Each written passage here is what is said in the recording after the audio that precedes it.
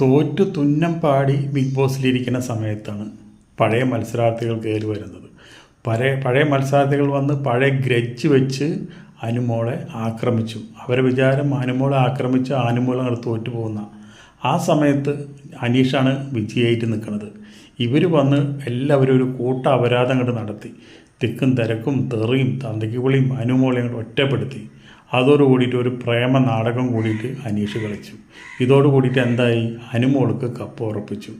അതിൻ്റെ ഉള്ളിലുള്ള മത്സരാർത്ഥികൾ തന്നെയാണ് അനുമോൾക്ക് കപ്പ് എടുക്കാൻ സഹായിച്ചത്.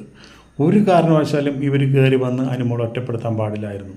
അനുമോൾ എന്ത് തെറ്റ് ചെയ്താലും എന്ത് ചെയ്തില്ലെങ്കിലും അതൊന്നും ചോദിക്കാനുള്ള സമയമല്ല നിങ്ങളതിൻ്റെ ഉള്ളിൽ കയറ്റി വിട്ടത്. പക്ഷേ ഇവരതല്ല ഉണ്ടായത്.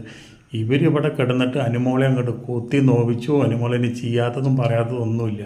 അതോടുകൂടി അനുമോളുടെ വോട്ടും കയറി, PR വോട്ടും കൂടി കിട്ടിയപ്പോൾ അനുമോൾ വിജയിയായി. ഇനി കിടന്ന് കരഞ്ഞിട്ട് ഒരു കാര്യമില്ല, അസൂയ ഉണ്ടായിട്ടും കാര്യമില്ല.